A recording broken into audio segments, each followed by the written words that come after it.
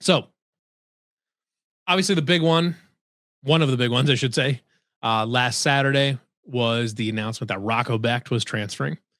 And I don't know if this came as a super shock. I think I had it in my head that there was a decent shot that Rocco could stay. And from everything like I've heard, is that if the circumstances were right, I think Rocco would have stayed. Like I think he kind of wanted to, but certain conditions needed to be met, and I think it became a matter of for Jimmy Rogers. It was like how much of how much of your future are you willing to mortgage for 1 year of Rocco?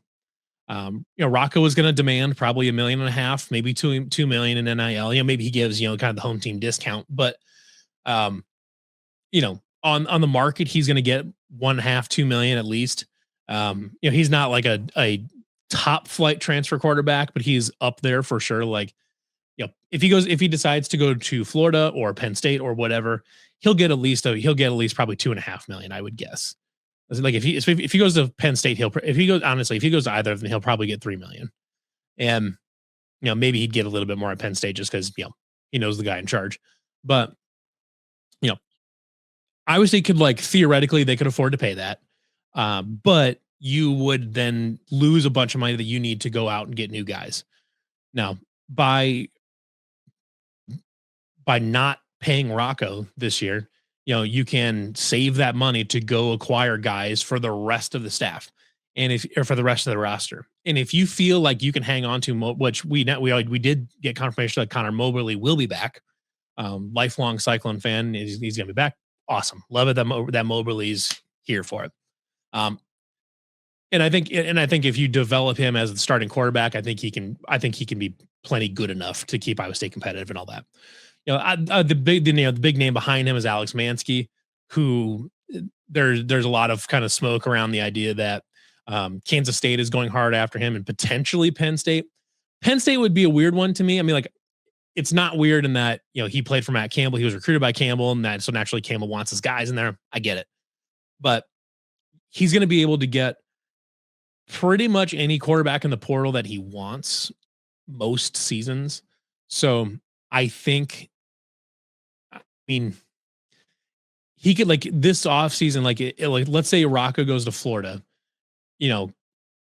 could Campbell go get Bo Perbula, who Bo Perbula is in the portal again. He was already at Penn State. He's got his stuff on his social media changed over to Penn State.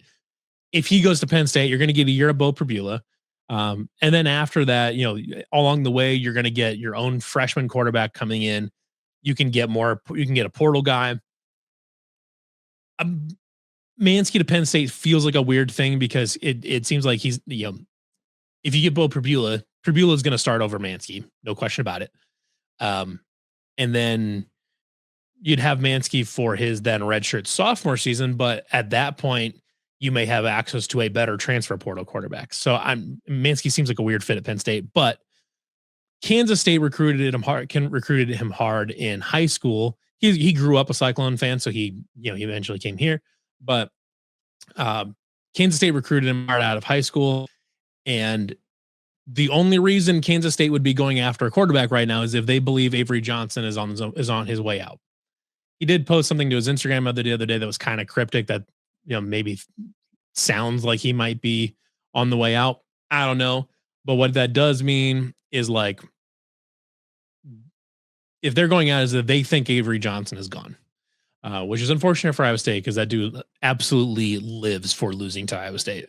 But if Avery Johnson's gone and Alex Mansky is they decided this is going to be their guy, Concline recruited him in high school. If they decide that this is our guy, they can offer him, how much money is Iowa State going to be willing to offer him versus Kansas State? Does that matter to Alex Mansky? I think that Iowa State has as good a shot as anybody to hang on to Alex Mansky, but we'll see. Would he? I mean, it would be incredibly toxic for him to just demand, being the starter over Connor Moberly, but I don't think he would do that. But he would want to at least have some assurances that he absolutely is going to be in the running for starting next football season, which I have no reason to believe he wouldn't be. If I mean, and if you have a competition between Mansky and Moberly in the offseason to get the starter spot, I think every Cyclone fan would be totally fine with that going into next season. You're still going to have to go get at least a backup in the portal, but you know, a backup or two in the portal.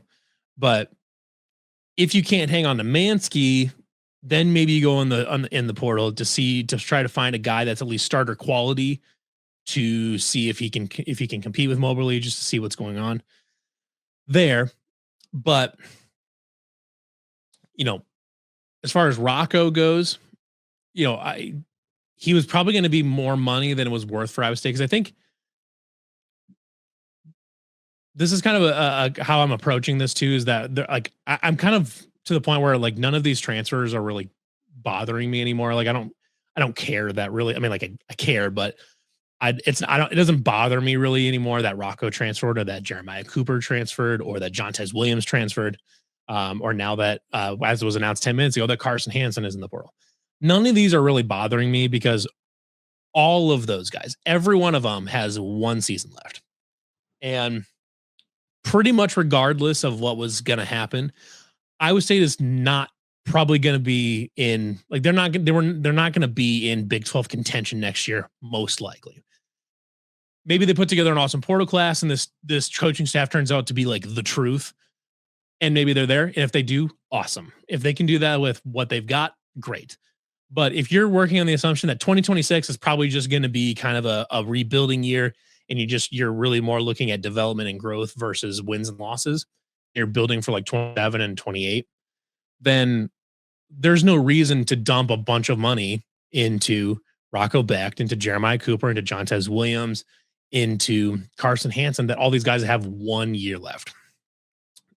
Now, does that mean that Abu Sama is out the door? I don't think so, especially because Abu's never gotten the full time. He's never gotten full time running back carries in extended games. Basically, he's always had to split with Carson Hansen, which I think is I think personally has stunted Abu Sama's growth. I think we saw it in the Colorado game last year. Colorado was bad, but like, I think we clearly see that Abu Sama tends to get stronger throughout the game. We saw it again in the Houston game 2 seasons ago. We saw it in the BYU game, and then we saw this season against Colorado that as Abu gets more and more carries, he gets more comfortable and he gets better throughout the game. So I think if Abu Sama sticks around and he plays inside Tyler Roll's system, which is going to give him, which should give him a good scheme to run through.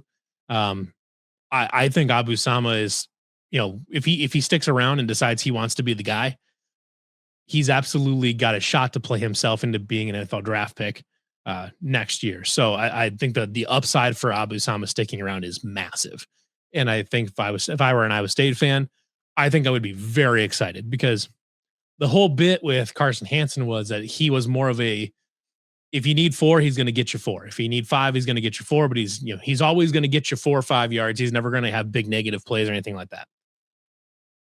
But still, as the numbers bear out, I believe from last time I checked, Abu Sama is currently the active leader in career yards per career yards per carry at Iowa State. And there's a reason for that. He might take a negative play here and there, but he also is capable of busting off a 20, 30, 50, 80-yard run just about any time he touches the ball. Whereas Carson Hansen, doesn't have the long speed to break off a 75-yard run most of the time. If he's got nobody around him, sure, but he's a vertical runner that he's got likes to get vertical and just punch up through the defense, which is very valuable. I don't want to discount that. That's a very valuable thing to have in a running back, is a guy that doesn't ever lose yards, and the guy that you can rely on him. Like if he's got a little bit of a lane, he's going to get you 10, 15 yards. Bang, bang, bang, bang, bang. That's extremely valuable for an offense that wants to be able to kind of just methodically move the ball down the field and all that. That's great. Abu Sama presents to you a completely different threat in the running game, in a guy that can literally take it to the house anytime he touches the ball.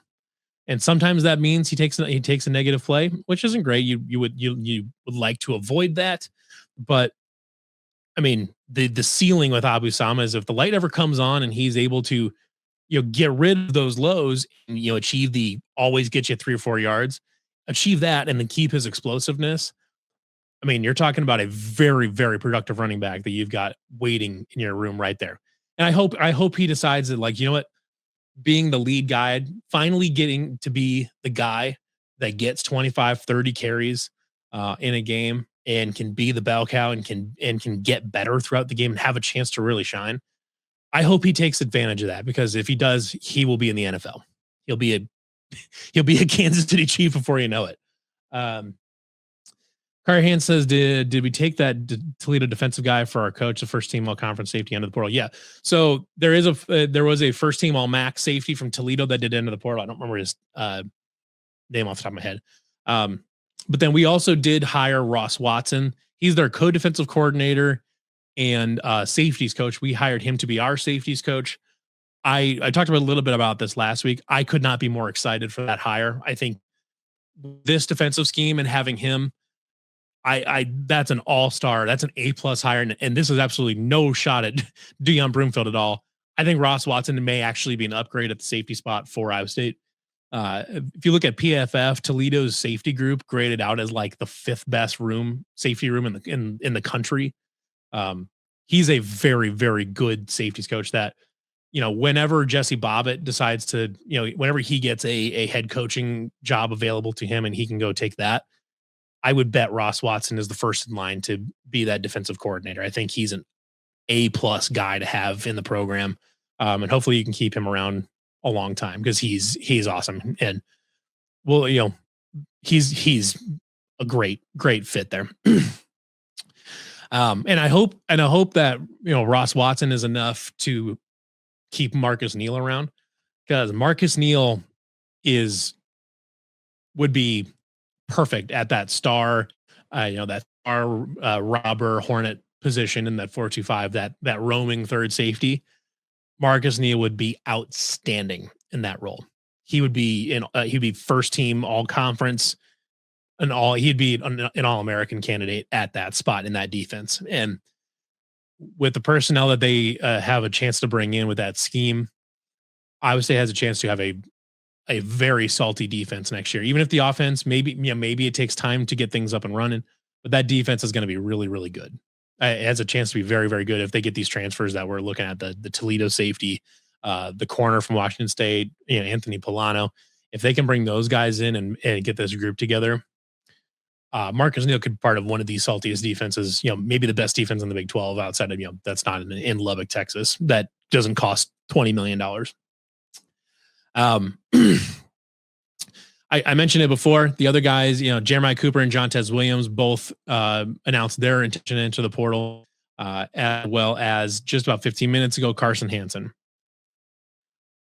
Like I said, I'm not as worried about these guys. They're essentially at this point, they're 1-year rentals. You can take their NIL money and pay guys that come in that fit you better, that you're going to have for more than 1 year.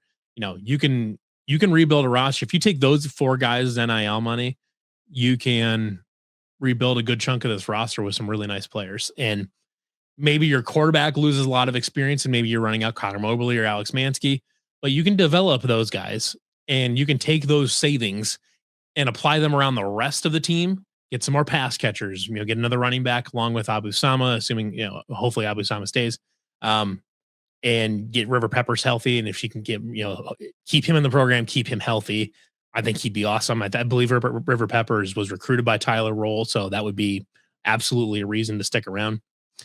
Yeah. Track says, do you think we can survive having linebackers that are so small at 6'1", 200 pounds? It's too small for the Big 12.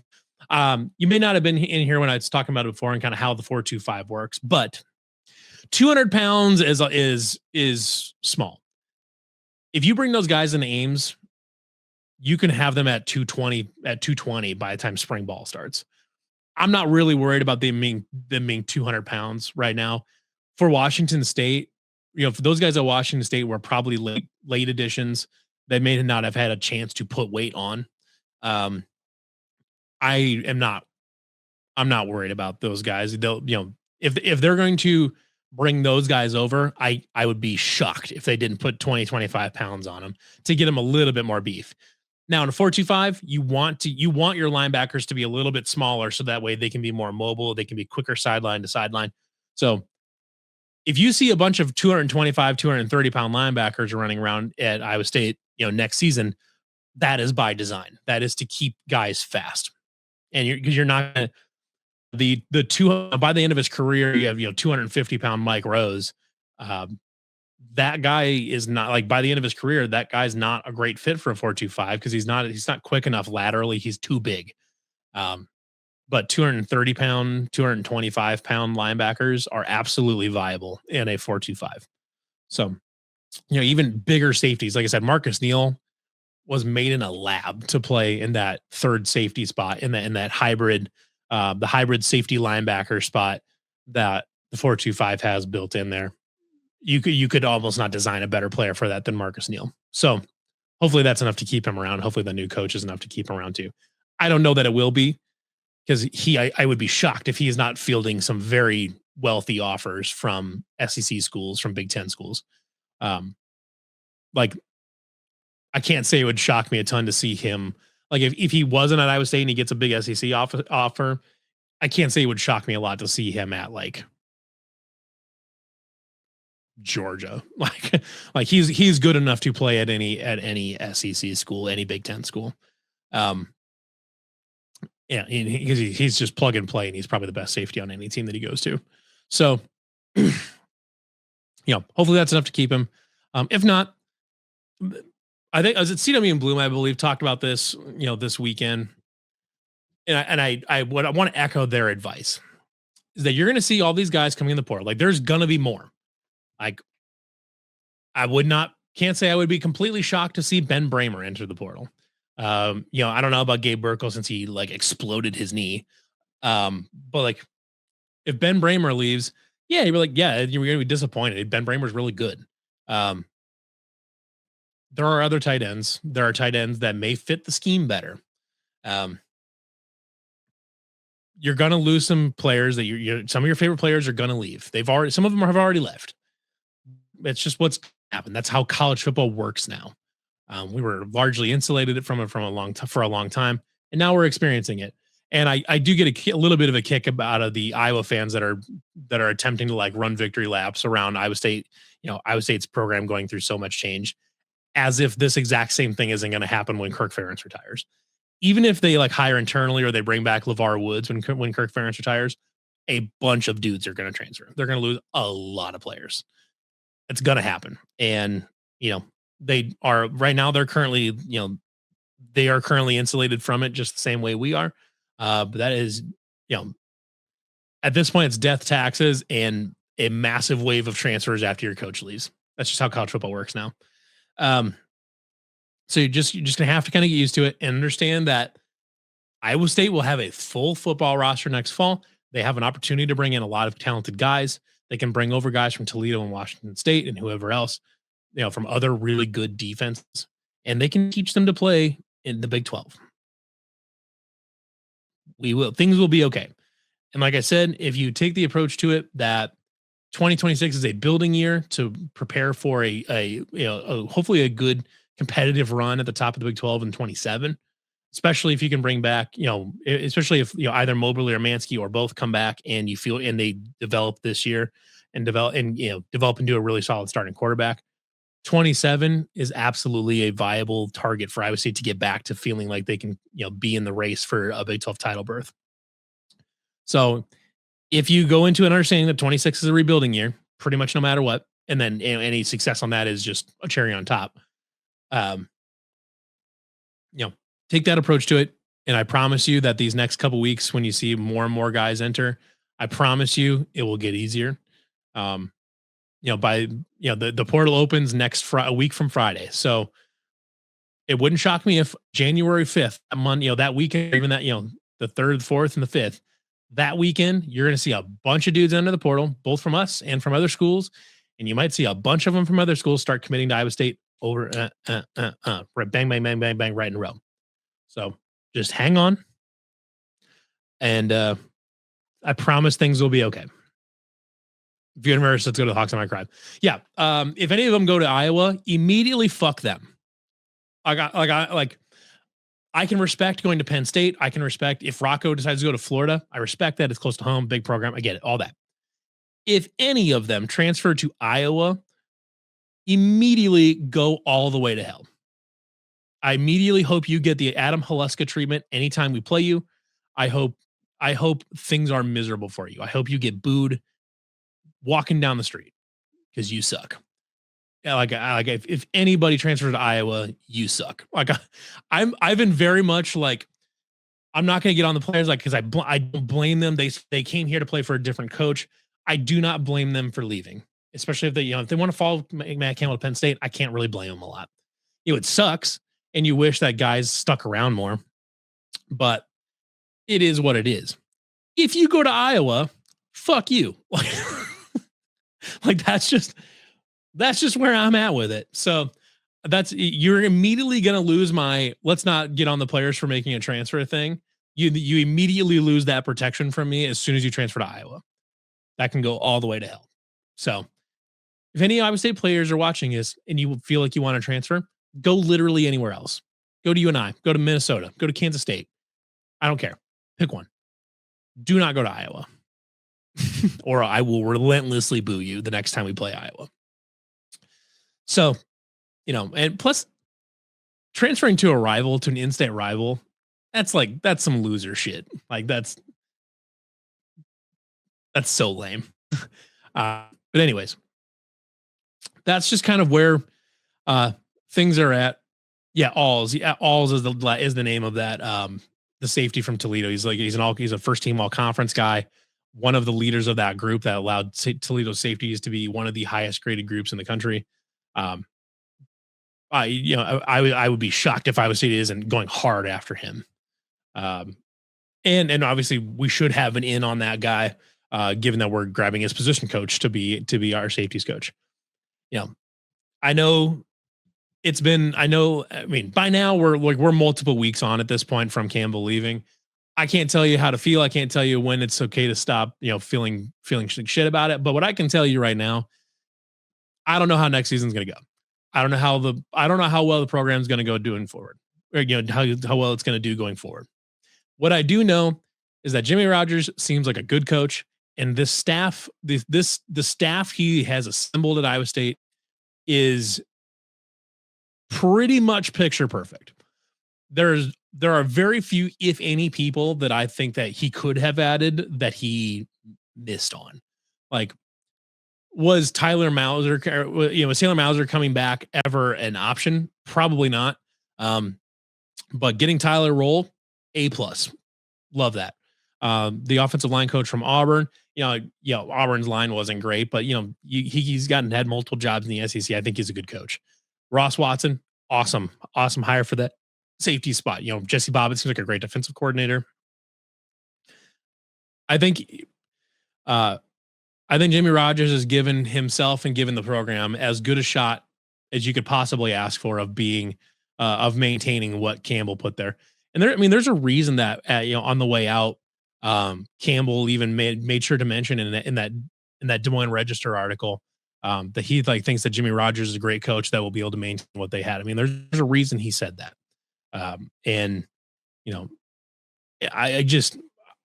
remain hopeful. This is kind of we're trusting the process right now. That's what we're doing? What a full circle moment. We are trusting the process right now.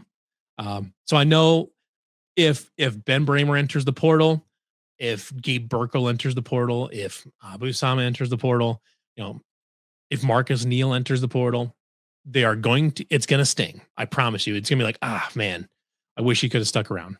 But I promise you that player will be replaced with somebody that fits their system, that is going to be productive for them next year. So Freddie says, if we have a serious season, I've been playing Matias for not getting in the car again. Yeah. So that's a good, I'm fine with that. I will say though, like I said, my mindset right now, if I was saying it can be in a bowl game next year and feel like we're on the upswing and that you've got like real momentum going into 27, to me, that is an absolute win. I don't need, like, even though Iowa State's schedule, like, theoretically should be a little bit softer next year, you're missing Tech again somehow they've missed Tech 2 years in a row. Um, but we'll have to see how the rosters shake out with the portal and all that. But right now, you should have an achievable path to a bowl game. I don't think they're going to be contending for a Big 12 title. If they do, great. But then we're way ahead. But Trek says defensive line coach. I'm trying to remember now. Did they? I thought the problem with this like offseason is like, especially with transfers and coaches, is you hear so many names get floated out there as like, oh, it might be this guy, it might be this guy, it might be this guy, and you can never tell. Like, it's hard to keep track of like what is known information and what is like a rumor. Um, it's hard to keep it's hard to keep track of all that. But I know there was a name floated out there. I don't remember if it was like rumor or not, but like Washington State's defensive line coach, I think, is potentially a candidate there. I don't know if he's like, if that's been confirmed or anything like that. I would have to imagine that their defensive line coach would be probably following over with that, but I don't know if that's been confirmed yet or any of that. Yeah. If Ben Bramer retires, if Ben Bramer transfers, Rocky Beers from Colorado State, good player. Rocky Beers is a good tight end, and if Iowa State is going after him, they will not be the only team going after Rocky Beers. He's a very good tight end. But boy, howdy, would that be a fun player to have a name? He'd be the first beer let in the stadium. He'd be the first beers let in the stadium at Iowa State, in history. Watch, you're gonna see like Jamie Pollard like chain himself naked to the gates at Jack Trice Stadium protesting Rocky Bears getting in. But yeah. So I think he's absolutely a target for the tight end position. If this is assuming that Bramer and Burkle are both gone, we'll see about like Cooper Alexander. If Cooper Alexander sticks around, all that, my guess is it's not a coincidence that these guys are starting to show up, as far as declaring for the portal and all that. Yeah. Wazoo did a few fun looking stunts. Four-man, helmet far in front. That's the other thing too. I guess I didn't really elaborate too much. And I will when I do that kind of 4-2-5 scheme video that I've been not so subtly hinting at. When I get around to doing that, is that the 4-2-5, but they're being four down offensive linemen, that gives you a lot more flexibility to stunt, twist, do creative things with the defensive line to create a little bit of havoc up front.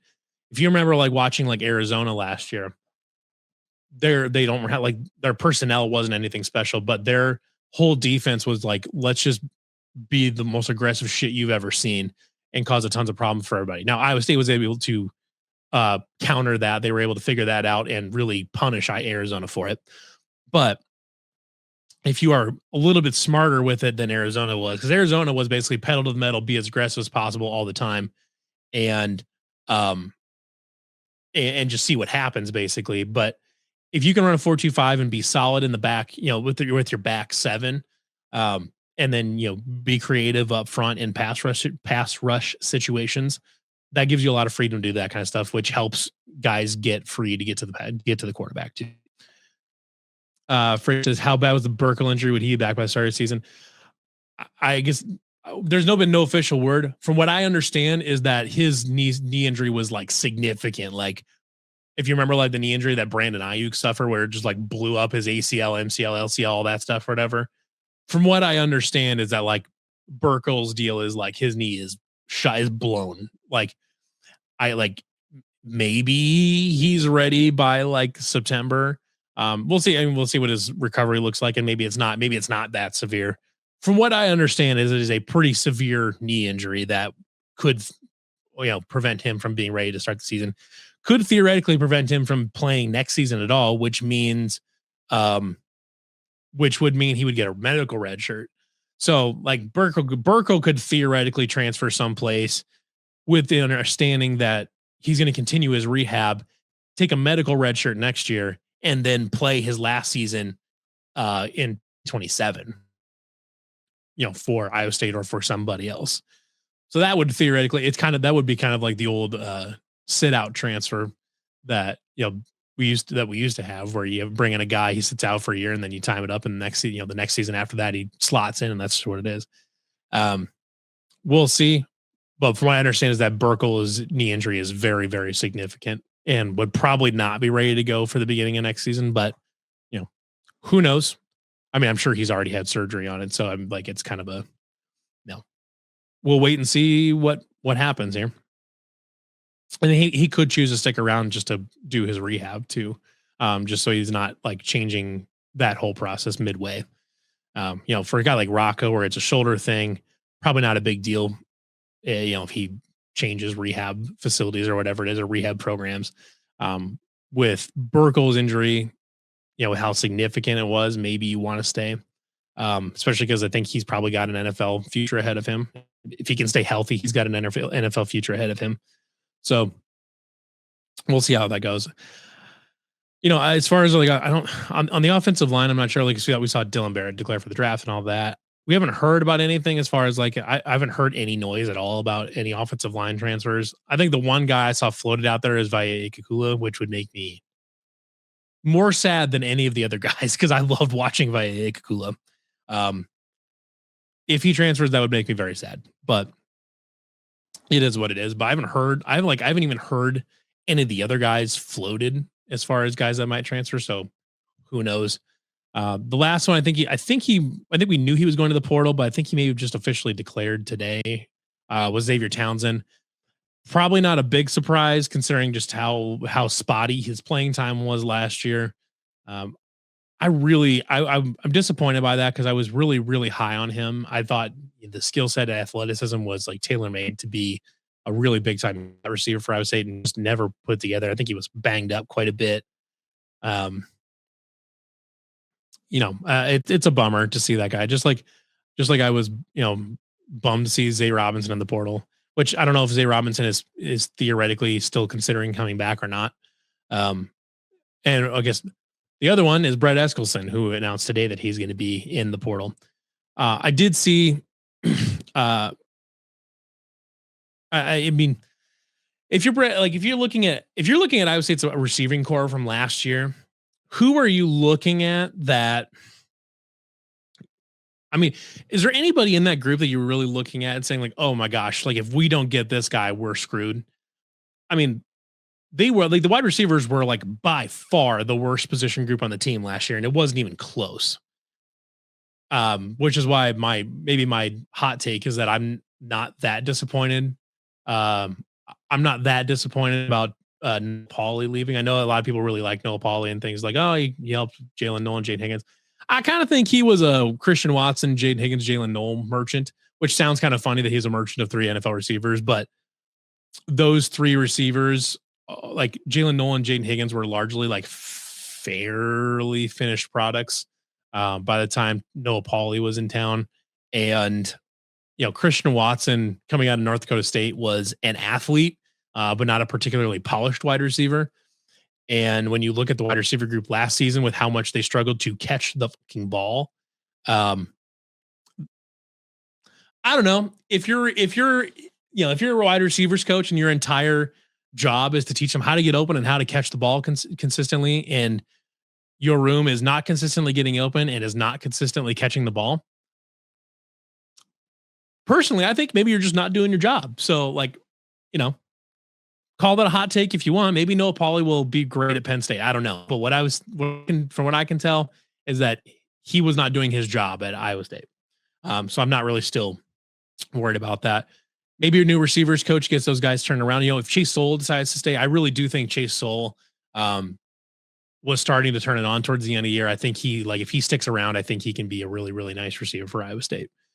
But I don't look at Brett Eskelson and see him as indispensable. Like, I don't see him as a guy that absolutely you have to keep him because he's just so unbelievably, he's just so unbelievably productive. I mean, he was obviously his leading receiver, but he's not irreplaceably good. Which I know this sounds very harsh, but I'm sorry. If you're in this age of college football, you have to talk about players in a transactional way, because that's how it is. roster movement, players, their spots on roster. It's all transactional now. This isn't we're past the age where he's like we try to treat players with kids gloves, just students. They're just kids. They're just playing. They don't.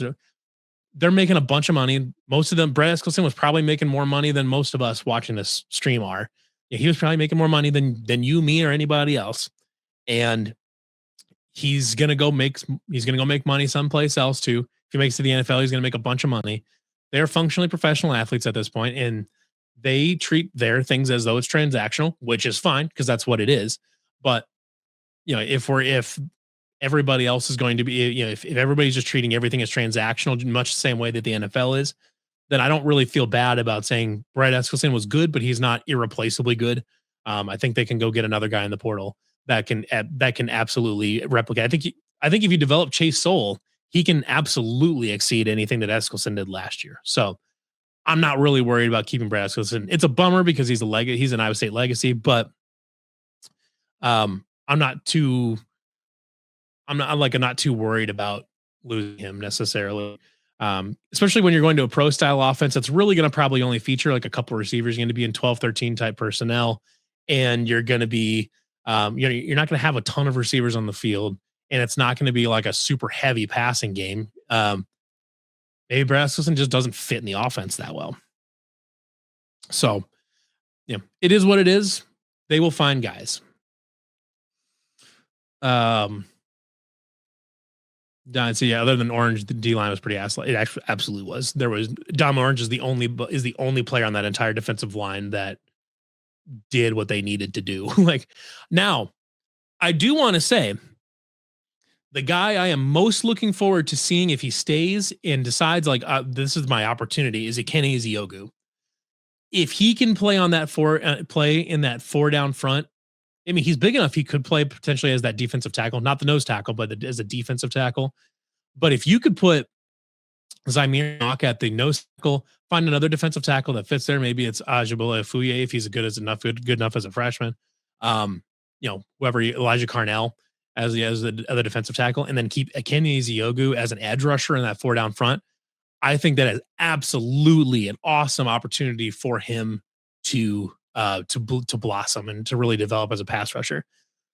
To me, if I were a defensive lineman at Iowa State right now, I would be giving very heavy consideration to sticking around because this new scheme is going to be much friendlier to you.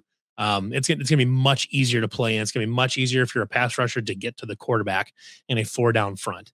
You're going to have a much easier time doing your job in this new system than you were in the old one where the old one you're expected to just be the defensive version of the offensive line where it's just it's an unsung hero that's not going to put up any stats. You're just going to go out there and do your job. And hopefully that's good enough to let everybody else on the defense do their job. In a 4-2-5 system, the defensive ends absolutely have a chance to shine. And I hope Kenny Eziogu sticks around because I think this could be his opportunity to really blossom into a really high level pass rusher.